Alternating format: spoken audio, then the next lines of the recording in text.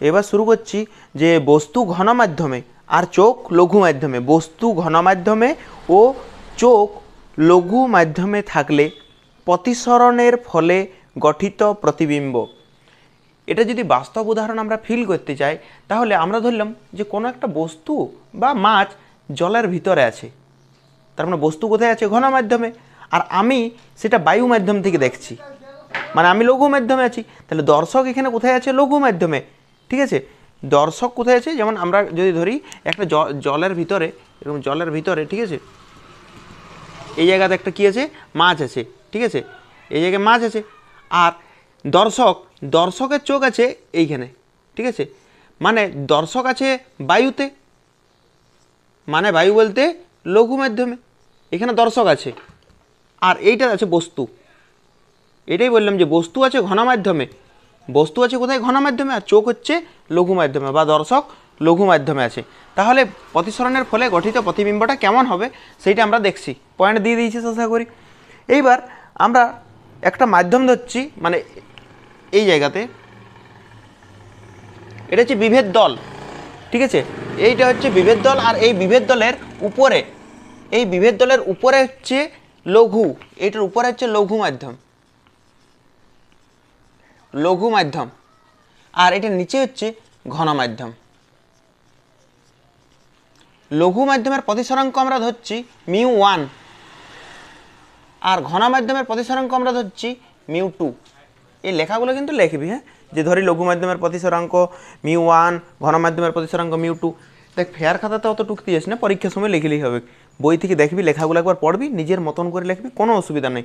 এই লেখাগুলোতে টাইম নষ্ট করে কোনো লাভ নেই। এইবার আমরা ধরলাম এইরকম জায়গাতে কোনো একটা বস্তু আছে, এই জায়গাতে লঘু মাধ্যম বলেছে কোথায়? বস্তুকে ঘন মাধ্যমে। ঠিক আছে, এইখানে ধরলাম কোনো একটা বস্তু আছে এই জায়গাতে,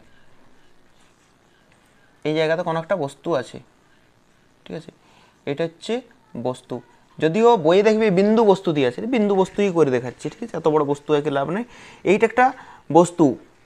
ঠিক আছে, এই বস্তুটার নাম দিলাম আমরা পি। ঠিক আছে, পি একটা বস্তু। এবার একটা আলোক রশ্মিকে আমরা সোজা পাঠাবো, সোজা। দেখ এই বস্তু থেকে, মানে যেমন আমি এই পেনটাকে কেন দেখতে পাচ্ছি? কেননা এই পেনটার থেকে আলোটা আমার চোখে এসে পৌঁছাচ্ছে, পেনটার থেকে আলোটা কোথায় পৌঁছাচ্ছে? আমার চোখে। সেরকম এটা একটা বস্তু, তাহলে বস্তুর থেকে আলো সোজাসুজি গেল, সোজাসুজি গেল। আমরা জানি যদি লম্ব আপতন হয় তাহলে কিন্তু স্নেলের সূত্র প্রযোজ্য হয় না। টেনের ভিডিওতেও বলেছি যে লম্ব আপতনের ক্ষেত্রে, মানে যদি আলোক রশ্মি লম্বভাবে যায় তাহলে কোনো দিকেই ব্যাকি ব্যাক নেই, সোজাসুজি চলে যাবে, সোজাসুজি। নিচে আছে জল, এইটার নিচে আছে জল, আর এটার উপর আছে বায়ু। বস্তু কোথায় আছে? পি হচ্ছে বস্তু। বস্তু কোথায় আছে? কোন মাধ্যমে আছে? ঘন মাধ্যমে আছে। বস্তু কোন মাধ্যমে আছে? ঘন মাধ্যমে। বস্তু থেকে একটা আলোক রশ্মিকে আমরা সোজা পাঠালাম, সোজা, তাহলে সেটা সোজা চলে গেল, কোনো প্রতিসরণ হয় না। অবিলম্ব আপতনের ক্ষেত্রে কোনো সোজা মানে প্রতিসরণ হয় না। ঠিক আছে, কোনো অসুবিধা নেই। এইবার আমরা একটা আলোক রশ্মিকে একটু তির্যকভাবে ফেলবো, তির্যকভাবে। ঠিক আছে, আমরা এটাকে তির্যকভাবে ফেললাম। দেখ এমনকি প্রতিসরণের সংজ্ঞাতেও দেখবি লেখা আছে তির্যকভাবে। কেউ যদি প্রতিসরণের সংজ্ঞায় তির্যক কথাটা অ্যাড না করে কোনো নাম্বার পাবে না। তির্যক বলে শব্দটা আছে, দেখবি ক্লাস 10-এর ভিডিওটাতে দেখবি প্রতিসরণের সংজ্ঞা এখানে বলেছি। এইবার এই আলোক রশ্মি কেমনভাবে পড়েছে? তির্যকভাবে পড়েছে। যেখানে পড়বে আমাদের যেটা প্রথম কাজ সেটা হচ্ছে অভিলম্ব অঙ্কন করা। কী করা? অভিলম্ব অঙ্কন করা। এই লালটা কী করলাম আমরা? অভিলম্ব অঙ্কন করলাম। এই পথ বরাবর যাওয়ার কথা ছিল, এই পথ বরাবর চলে যাওয়ার কথা ছিল। ঠিক আছে, কিন্তু নিশ্চয়ই এই পথ বরাবর যাবে না। কারণ কি? নিচটা হচ্ছে ঘন মাধ্যম, নিচটা হচ্ছে ঘন, আর এটা হচ্ছে লঘু। ঘন থেকে লঘু যাচ্ছে, দেখ তীর চিহ্নটা দেখ, কোথা থেকে কোথায় যাচ্ছে? এই নিচটা হচ্ছে ঘন, ঘন থেকে কোথায় যাচ্ছে? লঘুতে যাচ্ছে। তার মানে ঘন মানে ভিড় বাস, লঘু মানে ফাঁকা বাস। তাহলে ভিড়ের থেকে ফাঁকাতে যাচ্ছে, কী হবে? আর একটুকু দূরের দিকে সরে যাবে, এদিক বরাবর যাবে। এইখানে কোনটা আপতন কোণ, কোনটা প্রতিসরণ কোণ? এইটা আপতন কোণ, তাই তো? এইটা আলোক রশ্মি পড়েছি, এটা অভিলম্ব। কোণ সবসময় অভিলম্ব থেকে নেওয়া হয়। এটা আপতিত রশ্মি, এই রশ্মিটা পড়ছে, তাহলে এই রশ্মিটা আপতিত রশ্মি, আর এইটা হচ্ছে অভিলম্ব। তাহলে এইটার মাঝের কোণটাকে আমরা আপতন কোণ আই দ্বারা লিখব। এটা হচ্ছে অভিলম্ব, আর এটা হচ্ছে আপতিত রশ্মি। আবার দেখ এইটা অভিলম্ব আর এটা প্রতিসরিত রশ্মি, তাহলে ইয়াদের মাঝের কোণটাকে লিখবো আমরা আর। এটা আপতন কোণ, এটা প্রতিসরণ কোণ। ঠিক আছে, এতদূর পর্যন্ত তো কোনো অসুবিধাই নেই। কিন্তু যদি কোনো দর্শক এই জায়গাতে চোখ রাখে, এই জায়গাতে, ঠিক আছে, যদি কোনো দর্শক এই জায়গাতে চোখ রাখে, তাহলে তার কি মনে হবে যে এই আলোক রশ্মিটা কোনো নিশ্চয় সোজা কোনো বিন্দু থেকে আসছে। তাহলে তার মনে হবে সোজা এরকম কোনো বিন্দু থেকে আসছে, এই বিন্দু থেকে আসছে বলে মনে হবে। তার মানে সত্যি সত্যি আসে না এই জায়গা থেকে, সত্যি সত্যি আসে নাই। মানে কি হয়েছে দেখ, এইখান থেকে আলোক রশ্মি গেছে, এদিকে বেঁকে গেছে, কিন্তু দর্শক তো ও তো জানে না প্রতিফলন প্রতিসরণ, দর্শক অত বুঝে নাই, ঠিক আছে। তো ওর কি মনে হবে যে সোজা কোনো বিন্দু থেকে আসছে, মানে এই কোনো বিন্দু থেকে সোজা এইভাবে আলোটা যাচ্ছে, ওর মনে হবে। তার মানে এইখানে আমরা ডটেড লাইনে যখন বাড়ালাম, ডটেড লাইনে দেখলাম এই জায়গাতে মিলছে, তার মানে বস্তুটা আছে পিতে। এটা পিটা হচ্ছে কি বস্তু, আর কিন্তু পি এর প্রতিবিম্বটা কোথায় তৈরি হয়েছে, পি ড্যাশ, এখানে হচ্ছে প্রতিবিম্ব তৈরি হয়েছে। তার মানে বুঝতে পারছিস, মানে এইটা হচ্ছে ধর মাছটা আছে এখানে, এখানে মাছটা আছে, কিন্তু আমরা দেখতে পাবো কোথায়, একটু উপরে। তার মানে আমরা ভুল দেখি। আমরা যদি কোনো মাছকে দেখি যে মাছটা উপরে আছে, কিন্তু মাছটা উপরে থাকে না, ওটা ভুল দেখি। মাছটা থাকে এইরকম জায়গাতে, কিন্তু আমাদের চোখ বুঝতে পারে এইখানে, আমরা ভুল দেখি, ঠিক আছে।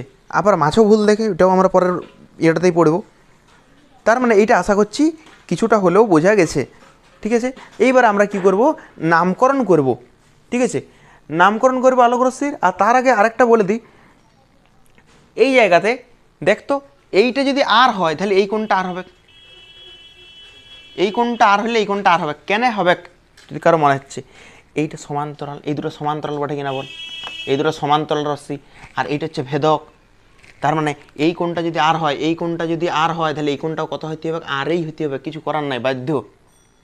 এই কোণটা যদি আর হয় তাহলে এই কোণটা আর হইতে হবে, কী কোণ, অনুরূপ কোণ। অনুরূপ কোণ কেন বলছি, কেননা এইটা একটা সরলরেখা, এইটা একটা সরলরেখা, আর এইটা হচ্ছে ভেদক, এটা হচ্ছে ভেদক। তাহলে এইখানে যে কোণটা হবে, এইখানে যে কোণটা হবে, তাহলে এইখানে সেই কোণটাই হবে, ঠিক আছে, আর কোণ।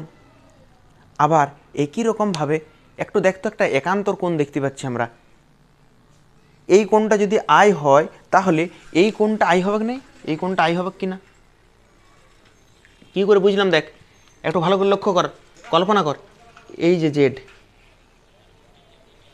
জেড মানে এই কোণটা যদি আই হয় তাহলে এই কোণটাও কী হবে, আইই হবে, একান্তর কোণ।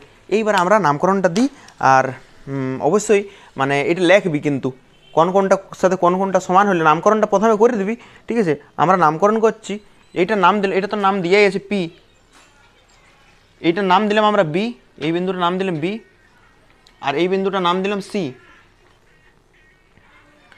ঠিক আছে। আর এইটার নাম দিয়ে দিলাম আমরা ডি। আর তো কিছু নাম দেওয়ার মতো সেরকম নাই, আর যদি নাম দিতে হয় তাহলে এটা N1, আর এটা N1 ড্যাশ, N1 নিয়ে ড্যাশ দিয়ে দিলাম। দেখ এই যে আমরা এই আর কোণের সাথে এই আর কোণের সমান করলাম, এটা লিখবি, এই কোণটার একটা নাম দিবি, এটার নাম দিলাম আমরা আর নাম দিয়ে দিলাম, ঠিক আছে না। এবারে কি করবি দেখ, লিখবি কিন্তু লেখাটা বারবার বলে দিচ্ছি, এই লেখাটা অবশ্যই লিখবি যে বি পি ড্যাশ আর সি, এই কোণটা মানে এই কোণটা, এখানে পি ড্যাশ কোণটা আর এখানের এই কোণটা সমান হবে, ওইগুলো লিখবি, মানে অনুরূপ কোণ, এইটা সমান এইটা কেনা হলেও নামকরণ করে করবি। ওইটা তো পারবি লিখতে আশা করছি, যদি না পারিস কোনো বন্ধুর হেল্প নিবি, তাও যদি না পারিস আমি আছি, ঠিক আছে। এইবার আমরা লেখাটা কিভাবে লিখবো দেখ, যা বললাম মুখে সেইটাই লেখাটা লিখবি, যে পি থেকে একটি আলোক রশ্মি সোজা কোন বিন্দুতে পড়েছে, দেখ বিভেদ দলে কোন বিন্দুতে পড়েছে, পি থেকে একটি আলোক রশ্মি সোজা কোন বিন্দুতে পড়েছে, বি বিন্দুতে পড়ার পর সোজা বিডি পথে চলে গেছে, কোনো প্রতিসরণ হয়নি, ঠিক আছে, লিখবি এরকম।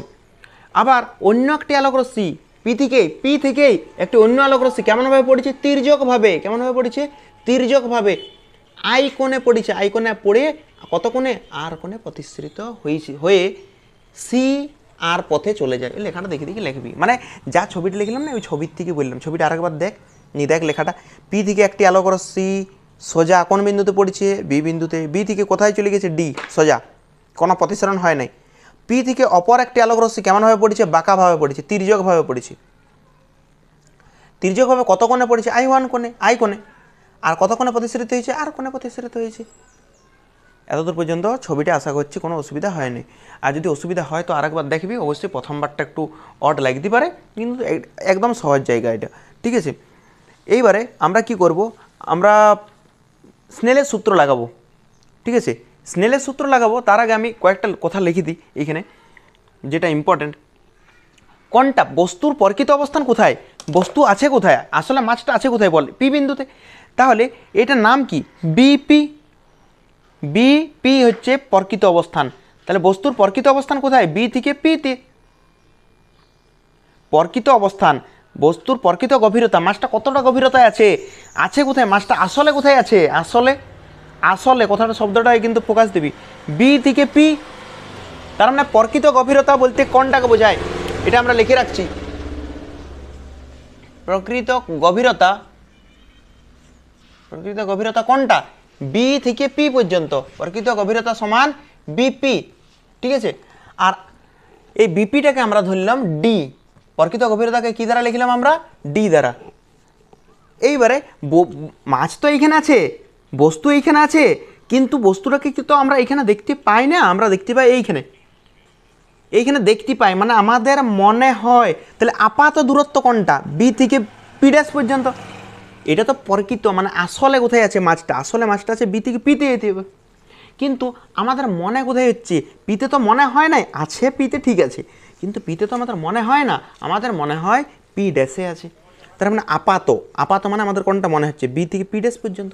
তার মানে আমরা লিখতে পারি আপাত গভীরতা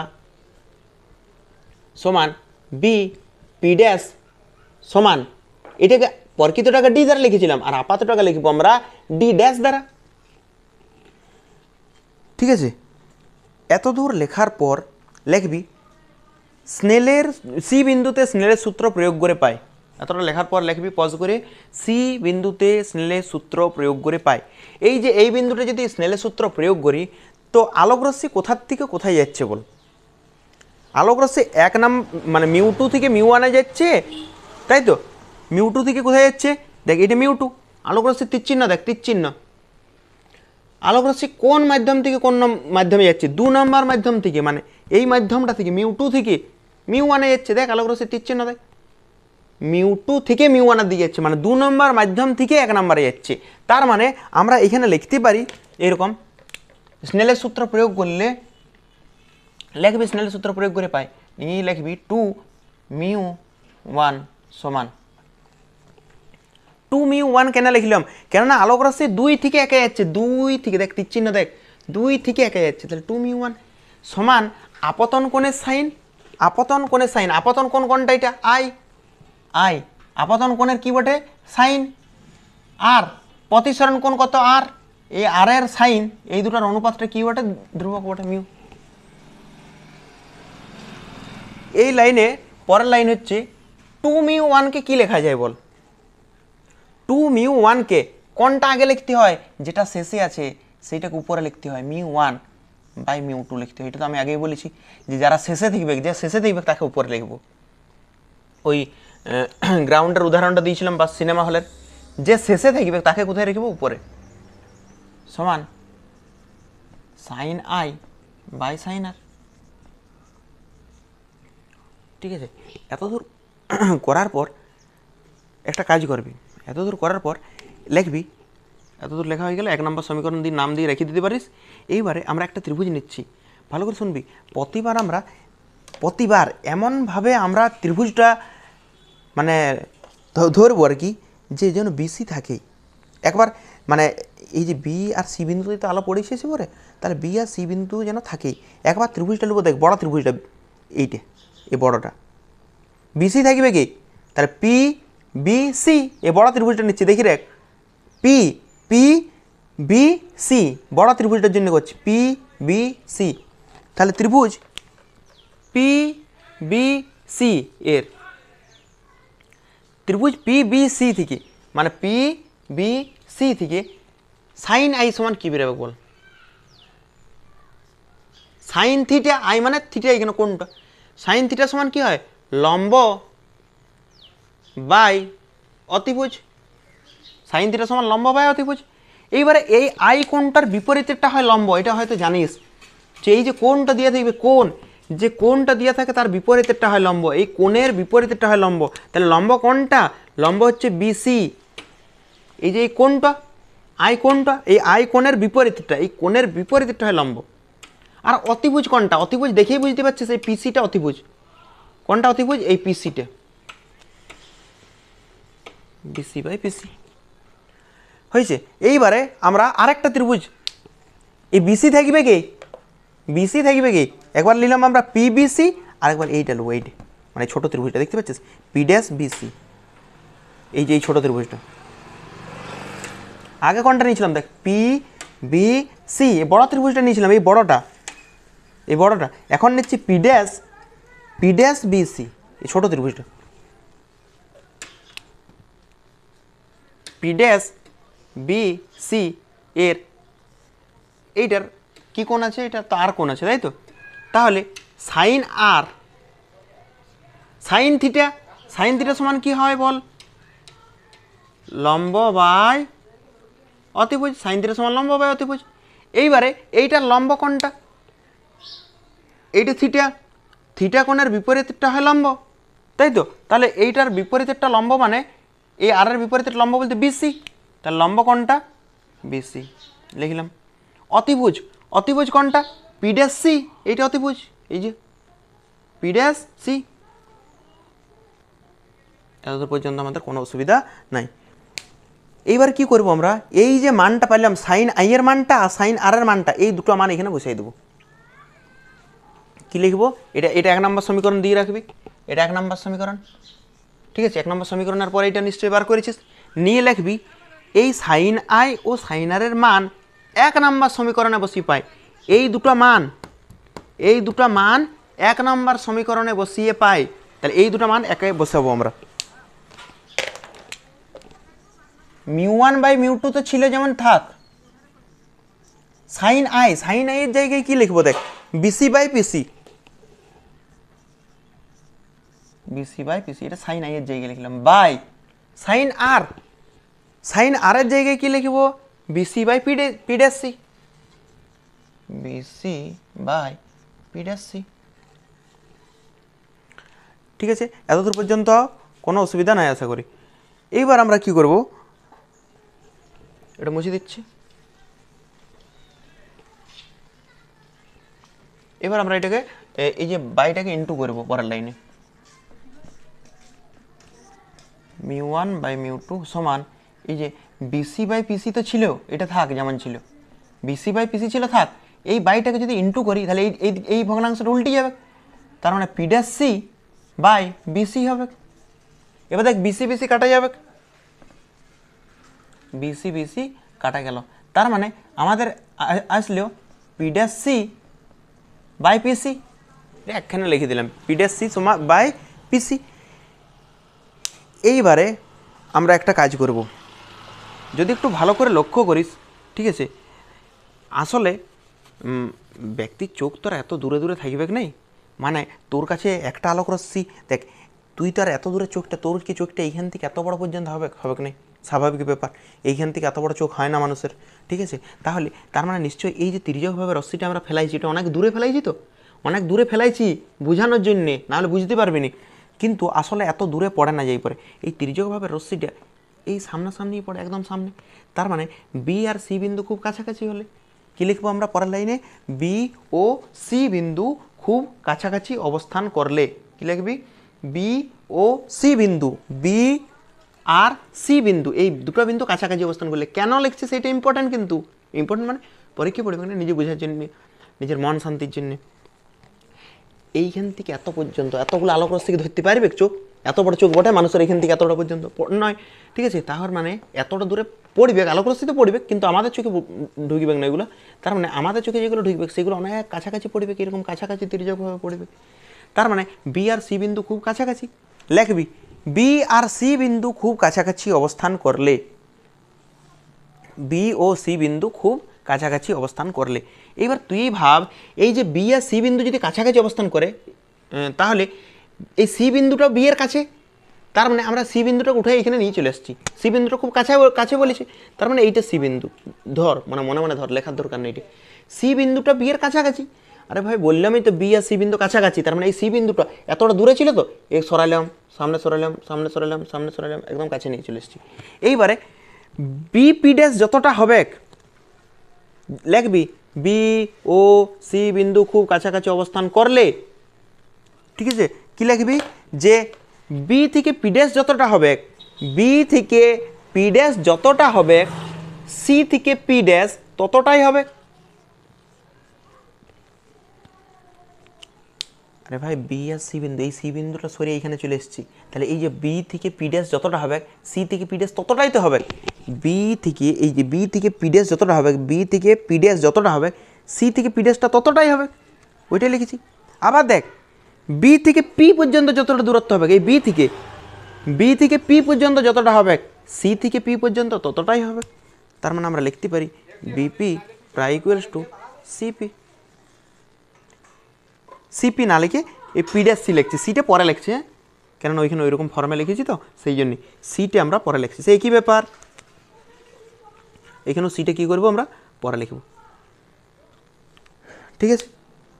প্রায় ইকুয়ালস টু দিয়েছি, প্রায় ইকুয়ালস টু, আর প্রায় ইকুয়ালস টু আমি এখানে সমানেই দিয়ে দিলাম, কেননা সেই মানেই তো বসাবো। এবার দেখ পি ড্যাশ সি এর জায়গায় কি বসাতে পারি, পি ড্যাশ সি এর জায়গায় বসাতে পারি বিপি ড্যাশ, তাই তো। তাহলে পি ড্যাশ সি এর জায়গায়, পি ড্যাশ সি এর জায়গায় বসাতে পারি বিপি ড্যাশ। তার মানে আমরা এটা বসিয়ে দিই আগে। দেখ মিউ ওয়ান ছিল এদিকে, মিউ টু ছিল, রাখলাম একই রকম রাখলাম। P dash C, P dash C এর জায়গায় লিখতে পারি BP dash, P dash C এর জায়গায় লিখতে পারি বিপি ড্যাশ, তাহলে লিখলাম বিপি ড্যাশ বাই পিসি, পিসির জায়গায় কি লিখবো আমরা বিপি, পিসির জায়গায় কি লিখবো বিপি। এতদূর পর্যন্ত আশা করছি কোনো অসুবিধা নাই, ঠিক আছে।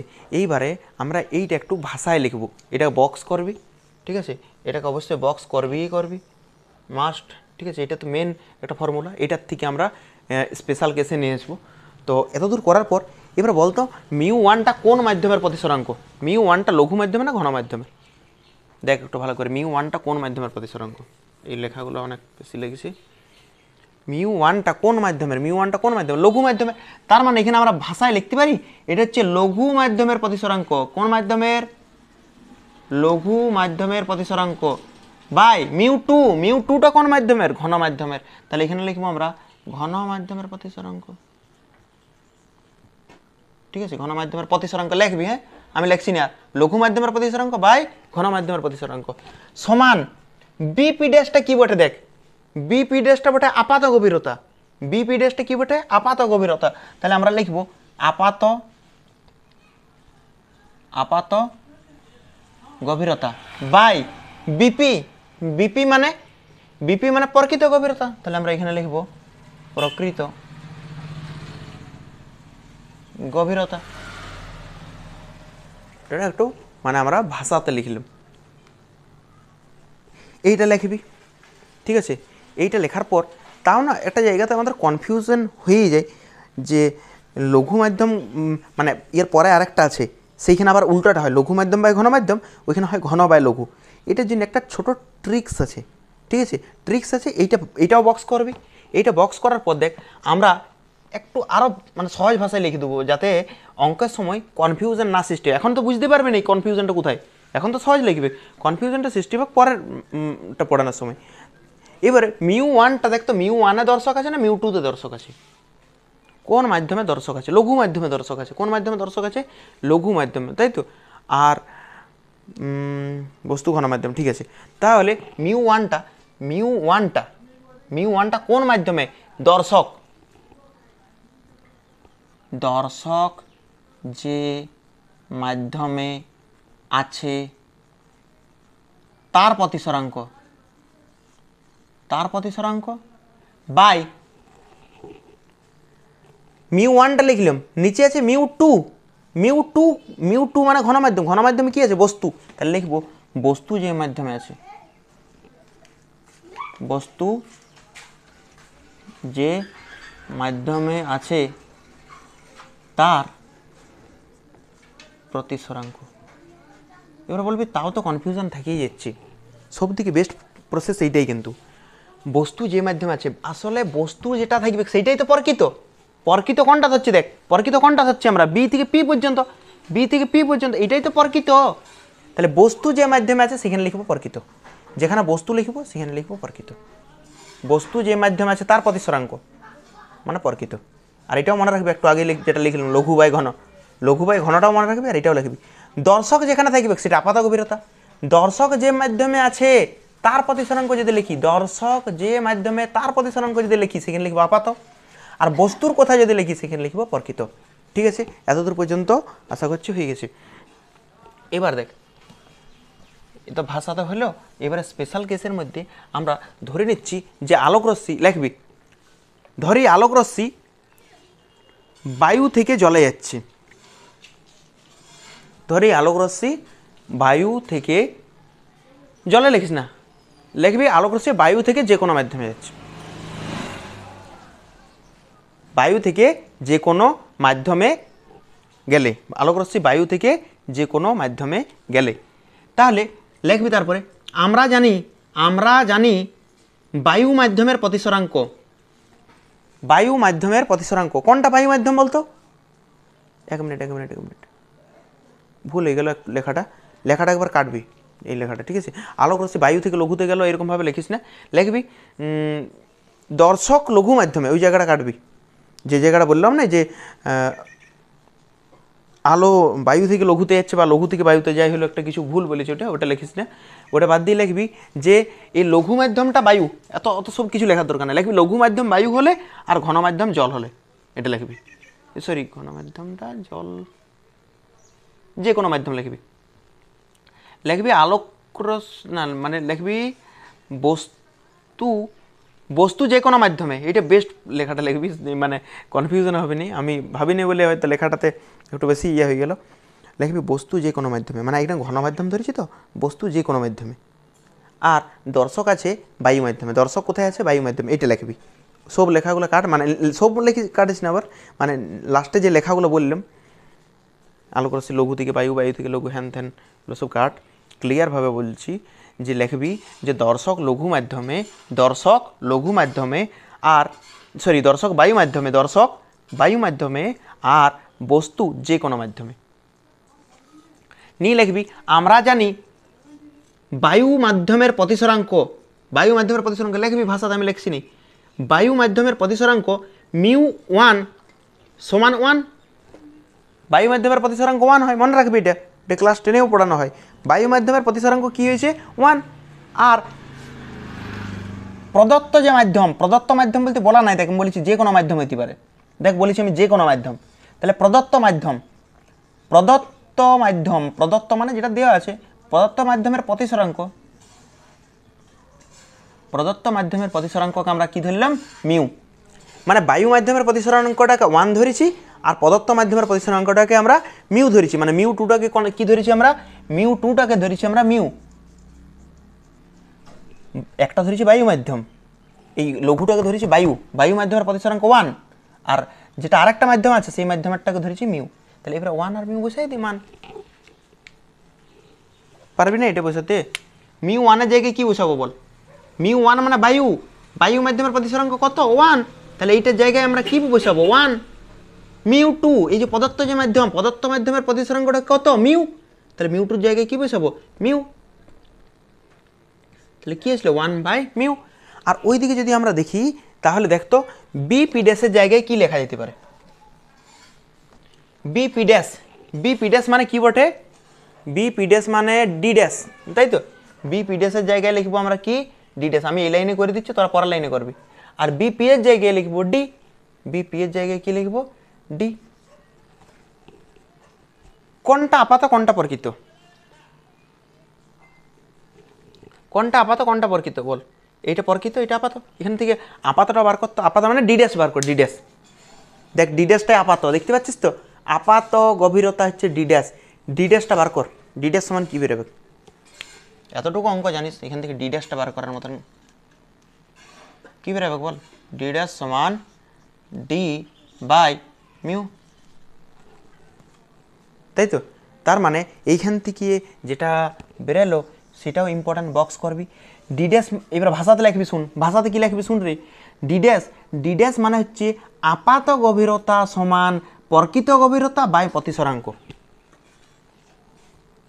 কি বললাম, ভাষাতে লিখবি ডি ড্যাশটা মানে কি বটে, আপাত গভীরতা। তাহলে ডি ড্যাশের জায়গায় ভাষাতে লিখবি কিন্তু, ঠিক আছে। এখন মনে হচ্ছে পারি যাবো, ঠিক আছে, এত সহজটা লেখা যাচ্ছে, কিন্তু কিছুদিন পর ভুলে যাবি, কিচ্ছু মনে থাকবে না। ডি ড্যাশের জায়গায় লিখবি আপাত গভীরতা। তাহলে এটা আপাত গভীরতা সমান ডি মানে হচ্ছে প্রকৃত গভীরতা মিউ মানে প্রতিসরাঙ্ক। তার মানে আমরা এখান থেকে বলতে পারি আপাত গভীরতা প্রতিসরাঙ্কের সাথে কি সমানুপাতি না ব্যস্তানুপাতি। ডি ড্যাশের সাথে মিউর কি সম্পর্ক এটাও লিখে দিবি। ডি ড্যাশ আর মিউর সাথে কি সম্পর্ক, ব্যস্ত সম্পর্ক। ডি ড্যাশ আর মিউর মধ্যে কি সম্পর্ক, এই ছবিটা মুছে ফেললাম, সরি ওটা লাগবে কাজে।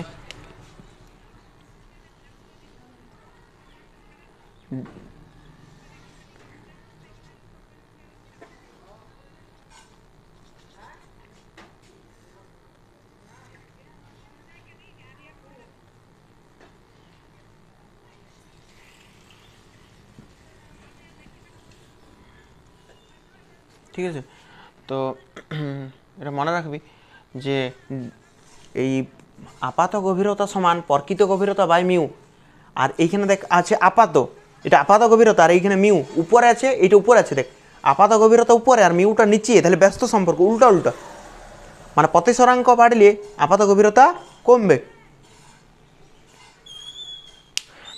এতদূর লেখার পর এটা আমাদের হয়ে গেছে, আপাত গভীরতা বেড়ে গেছে।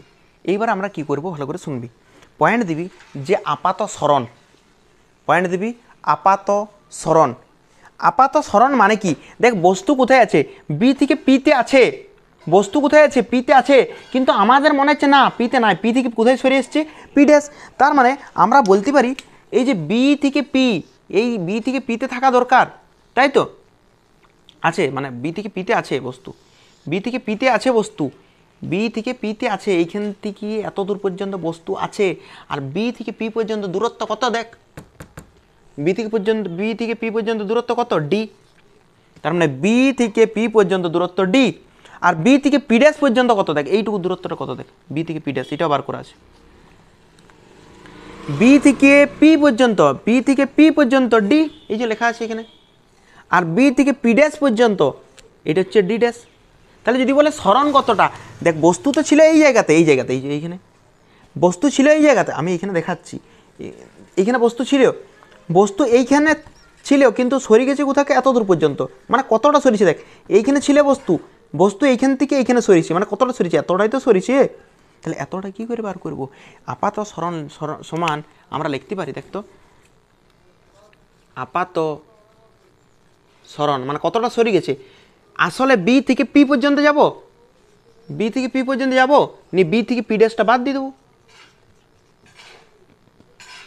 আপাত সরণ কী করে পাবো, এইখান থেকে এতটা পর্যন্ত যাব, নিয়ে এখান থেকে এতটা বাদ দিয়ে দেবো। সরণ তো এতটাই হয়েছে, আসলে বস্তু তো এইখানে ছিল, এইখান থেকে এতটা সরে গেছে, মানে এতটুকুই তো সরণটা। তাহলে এইটুকু কী করে বার করব, এইখান থেকে এতটা, এইটা বার করে এটা বিয়োগ দিয়ে দেবো, ওইটাই করেছি। এবার বিপি মানে কি বটে বলতো, বিপি মানে কি বটে বল, বিপি মানে এই যে বিপি সমান ডি মাইনাস বিপি ড্যাশ মানে কি বটে ডি ড্যাশ। এবারে ডিটা ডিই বসালাম, মাইনাস ডি ড্যাশের মান দেখ আমরা বার করেছি, ডি ড্যাশ সমান কি আছে ডি বাই মিউ, তাহলে আমরা এখানে বসাই দিলাম ডি বাই মিউ। ঠিক আছে, এবার কি করতে পারি, আমরা ডি কমন নিতে পারি, তাহলে ডি কমন নিলে কী হবে, এখান থেকে বল ডি যদি কমন নিই তাহলে আসবে 1 মাইনাস 1 বাই মিউ। ডিটা কী বটে আপাত, মিউটা প্রতিসরাঙ্ক। এবার দেখ আরও কী করতে পারি, আরও আমরা লসাউ করতে পারি মিউটাকে, মিউ এখানে লসাউ করে বেরোবে, দেখবে মিউ মাইনাস 1, বাস এই তো হয়ে গেল আপাত সরণ এইটা। তাহলে এটা হচ্ছে আপাত সরণ। এটা তো হলো দুটো মাধ্যমের ক্ষেত্রে, ঠিক আছে। এইবার আমরা বার করব একাধিক যদি মাধ্যম থাকে এটার ক্ষেত্রে কি হবে, লেখবি তাহলে একাধিক মাধ্যম থাকলে এটা হয়ে গেল, এটা কাজ শেষ। এবার পয়েন্ট দিদি বলেছি যে একাধিক মাধ্যম থাকলে আপাত গভীরতা আপাত গভীরতা কোনটা হবে বলতে ডি ড্যাশটা। আপাত গভীরতা